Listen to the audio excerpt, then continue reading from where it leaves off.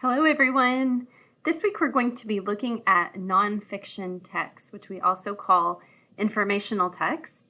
So I found this really great book about elephants by National Geographic Kids. They're a fantastic resource to go to find nonfiction texts such as this that are going to give us information. And so we've talked about this a little bit in class, things that we look for when we see nonfiction texts. Those nonfiction text features, things that we would only see if it's an informational book rather than a fiction storybook. So I want you guys to be looking for those things as we go through the story. So the story is called Elephants. It was written by Avery Elizabeth Hurt. So the first thing that we notice is that the pictures are not drawings. They're definitely photographs. So anytime we see photographs in books, it gives us a pretty big hint that it's probably a nonfiction text. All right, here we go. So thinking about those features that we see in nonfiction text, right off the bat we have a table of contents.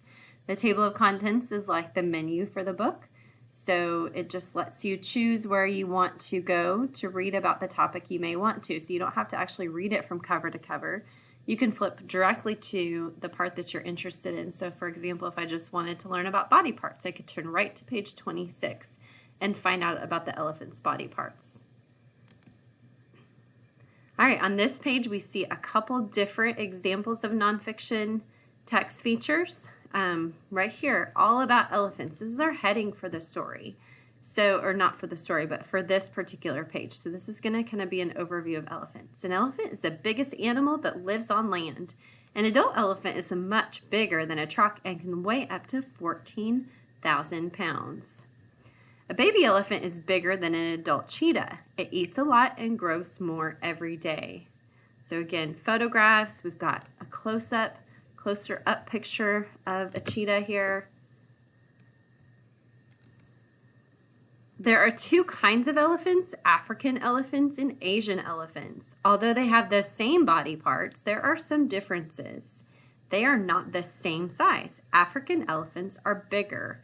And so down here we have labels. This one's labeling the Asian elephant to tell us that we know that's that kind of elephant, and then the African elephant over here. Another thing that I want to point out on this page is some of the words that you see, or one word that you see, is actually a little bit darker than the rest of the words. And we've looked at this before, but remember when words are bolded, the author wants you to pay specific attention to that word. So this is another one of our text features for nonfiction text. An Asian elephant has a rounder head with a large bump on top. Not all Asian elephants have tusks, but all African elephants do. An elephant's tusk is like a large tooth. It grows as the elephant gets older. I'm pretty sure that I don't have to tell you what we see right here with this African elephant. What non-feature text feature do you notice on this page? I want you to tell somebody that's maybe close to you right now, what do you see that shows us maybe the name of something? I hope you said labels, because that is correct. So we have the tusk labeled right here, and usually you'll see just a little arrow pointing out of it or a line, and it's labeled, meaning it's giving you its name. African elephants live in deserts and plains where the temperature is very warm. They have big ears and wrinkly skin with many lines and folds. Okay, so here we go, close-up picture. A lot of times we'll see photographs, and especially close-ups, because they want you to be able to see something closer than you would if you were to look at it here. Like we can't actually see what the elephant's skin is like, so they zoom in and show a close-up. It's hot here. Wrinkly skin and big ears help. They let heat leave the elephant's body. Wow, I did not know that. Asian elephants live in shady jungles where there are plenty of trees and leaves. Their skin is smooth and their ears are small. It isn't very hot in the shady jungle. Asian elephants don't need special body parts to stay cool. Your turn. Look at the elephants and point to the body parts and say which is the African elephant and which is the Asian elephant. So if you're looking at the word bank, the tusk, the ears, the head, the skin, and you think about the things that the book just talked about, which one would you label which? So we have big ears and tusks, actually larger overall, and we have a little bit smaller ears and no tusks. Remember they said that the Asian elephant has no tusks and smaller ears. So I would say Asian and African. Families. Here we go. There's your heading, so you know that this page is going to be about elephant families. Elephants live in family groups called herds. The oldest mother is the leader, but there are other females in the herd too. Babies rest with their mothers. Other elephants make a circle around them. That keeps them safe. As the baby elephant grows, the females in the herd continue to take care of it. They protect the baby from danger.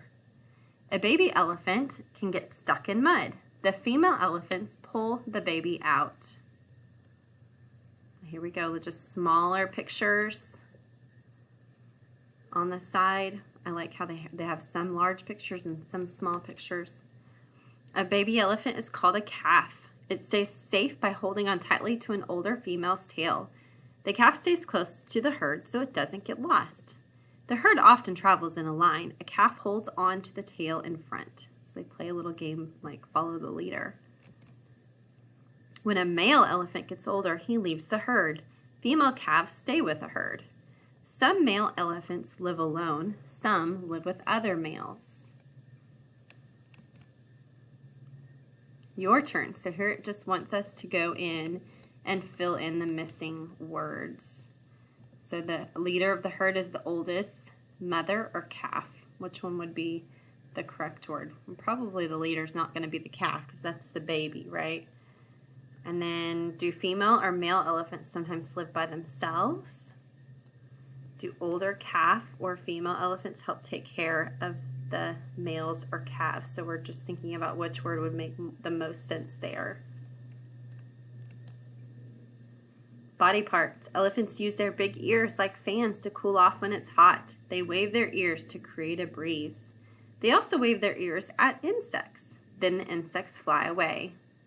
So what would you consider this? If this is something that they have in their body that helps them to be comfortable and successful in their environment where there's insects, we call that an adaptation, right? So the elephant has bigger ears to use almost like a fan to keep cool and keep the insects away. When elephants sense danger, they hold out their ears to make themselves look bigger. This frightens their enemies. Lion sees the elephant's big ears. They are afraid. They run away. Isn't that interesting that they're afraid of their ears? Trunks are useful. They're like very long noses, but they can do much more than smell things. Elephants use them to scoop food and spray water into their mouths. Elephants like to swim. They use their trunks to breathe while underwater. Elephants also use their trunks to communicate in different ways. A mother wraps her trunk around her baby like a hug. Young elephants use their trunks to say hello. Then they play. Oh, here we go. Here's some more labels. Elephants have 5 fingers on the ends of their trunks. African elephants have 2 fingers and they use them to grasp. Asian elephants have only 1 finger and they use it to scoop. Elephants pick up small leaves and fruit with their fingers. I had no idea that they called those fingers at the end of their trunks. Super interesting. All right, so here we go. 4 smaller, closer up pictures to look at how they stay cool, how they eat, keep flies away, scratch their back. These are some of their behaviors that would be adaptations. What elephants need, that's our label or our title. Since elephants are so large, they need to eat a lot. Hungry elephants spend many hours every day searching for food. Elephants wake up early to find food. They can eat up to 18 hours each day. Wow. Elephants are herbivores, which means they eat plants and not meat. They like to eat grass, leaves, and roots. Sometimes there isn't grass. Elephants pull down small trees, then they can eat the leaves.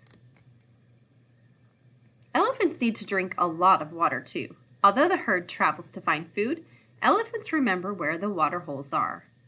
The herd returns to the water. Here they drink, splash, and play. So even though they're traveling, they always remember where to go back and get water.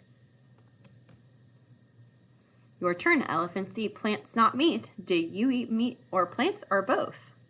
Which one of these foods comes from plants? So which ones could the elephant actually eat? Could they eat a cheeseburger?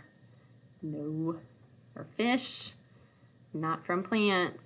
So we've got lettuce, tomatoes, and potatoes would be their choices.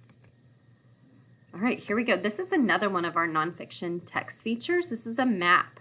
So a lot of times nonfiction books will have these maps to show you exactly where you might find the topic animal. So, or if it's about anything informational, it will show you a map and kind of like this is a chart to show you where you would find.